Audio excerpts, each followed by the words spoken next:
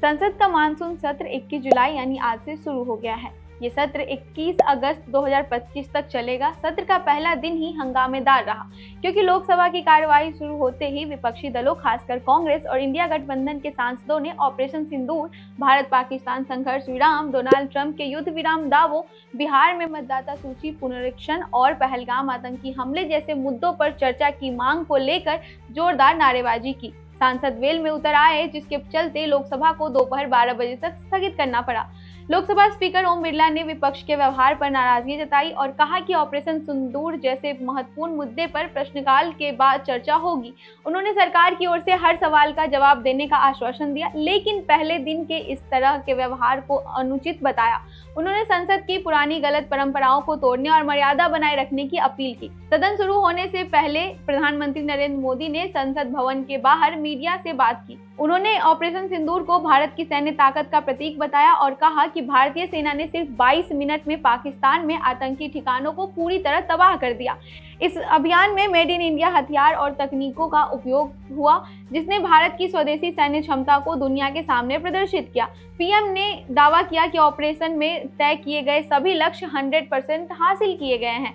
संसद भवन में लोकसभा स्पीकर ओम बिरला, केंद्रीय मंत्री जेपी नड्डा, कांग्रेस नेता राहुल गांधी समेत कई सांसद सुबह से मौजूद थे। इस सत्र में केंद्र सरकार 8 नए विधेयक पेश करने की योजना बना रही है, जिनमें मणिपुर जीएसटी संशोधन बिल 2025, इनकम टैक्स बिल और नेशनल स्पोर्ट्स गवर्नेंस बिल शामिल है। इसके अलावा 7 लंबित विधेयकों पर भी चर्चा होगी। सत्र के पहले दिन नए इनकम टैक्स बिल पर बनी संसदीय कमेटी की रिपोर्ट लोकसभा में पेश की जाएगी। यह कमेटी बीजेपी सांसद वैजयंत जय पांडा की अध्यक्षता में 285 सुझाव दे चुकी है। 622 पन्नों का यह बिल 1961 के आयकर अधिनियम को प्रतिस्थापित करेगा, जिसमें 3 लाख शब्दों को हटाकर इसे सरल और करदाताओं के लिए सुगम बनाया गया है। यह बिल 1 अप्रैल 2026 से लागू होने की उम्मीद है। लंबित विधेयकों में Indian sports bill 2025, merchant shipping bill 2024, Goa विधानसभा में अनुसूचित जनजातियों के प्रतिनिधित्व का पुनर्गठन बिल 2024, तटीय नौवहन बिल 2024 और लदान बिल 2024 शामिल है। मणिपुर में राष्ट्रपति शासन की अवधि बढ़ाने के लिए भी प्रस्ताव लाया जाएगा,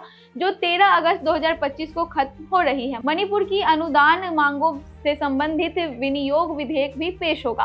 विपक्ष ने बिहार में मतदाता सूची के विशेष गहन पुनरीक्षण को लेकर तीखी आपत्ति जताई। इसे विधानसभा चुनाव से पहले विवादास्पद कदम बताया है। इसके अलावा पहलगाम आतंकी हमला, एयर इंडिया विमान हादसा और भारत रूस संबंधों में तनाव जैसे मुद्दों पर भी सरकार से जवाब मांगा जा रहा है। कांग्रेस ने सत्र से पहले सोनिया गांधी, मल्लिकार्जुन खड़गे और राहुल गांधी की मौजूदगी में रणनीति बनाई। सर्वदलीय बैठक में बीजेपी अध्यक्ष जेपी नड्डा, संसदीय कार्य मंत्री किरेन रिजिजू, कांग्रेस के गौरव गगोई समेत कई नेता शामिल हैं। रिजिजू ने कहा कि सरकार सभी मुद्दों पर खुली चर्चा के लिए तैयार है। यह सत्र 51 राजनीतिक दलों और निर्दलीय सांसदों की भागीदारी के साथ चलेगा। 13-14 अगस्त को स्वतंत्रता दिवस समारोह के कारण कार्यवाही स्थगित रहेगी। सरकार आर्थिक सुधारों, खेल प्रशासन और राष्ट्रीय सुरक्षा पर ध्यान देगी, जबकि विपक्ष जवाबदेही और पारदर्शिता की मांग करेगा। सत्र के पहले दिन का हंगामा इस बात का संकेत है कि आने वाले दिन और भी तनावपूर्ण हो सकते हैं। ऐसी और भी तमाम अपडेट्स और जानकारी के लिए बने रहिए हमारे साथ। धन्यवाद।